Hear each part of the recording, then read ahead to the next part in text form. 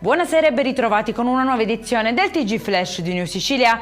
In apertura, tragedia al terminal dei pullman a Palermo, dove una donna è morta subito dopo essere scesa da un mezzo di lunga percorrenza. La vittima, una 45enne di origine nigeriana, era arrivata da Roma per trascorrere le festività natalizie, disposta l'autopsia per chiarire le cause del decesso. Continuano le violenze perpetrate all'interno delle strutture ospedaliere ai danni del personale. Questa volta al centro dell'aggressione un ausiliario del pronto soccorso del Guzzardi di Vittoria, preso a pugni da un paziente che pretendeva di scavalcare la fila.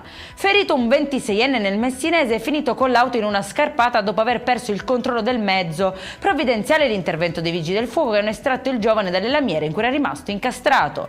Natale di solidarietà a Vittoria, la Polizia di Stato ha scelto di portare un messaggio di vicinanza e umanità ai piccoli pazienti del reparto di pediatria e neonatologia dell'ospedale Guzzardi. Per qualche ora le stanze del reparto si sono trasformate in un luogo di festa tra sorrisi, stupore e gioia. E in chiusura il meteo, domani sarà un Natale decisamente soleggiato, ma da venerdì si cambierà rotta da Santo Stefano, infatti tempo instabile e cieli coperti. Per questa edizione è tutto, prossimo appuntamento sabato 27 dicembre alle ore 13:30. Buona serata e buone feste!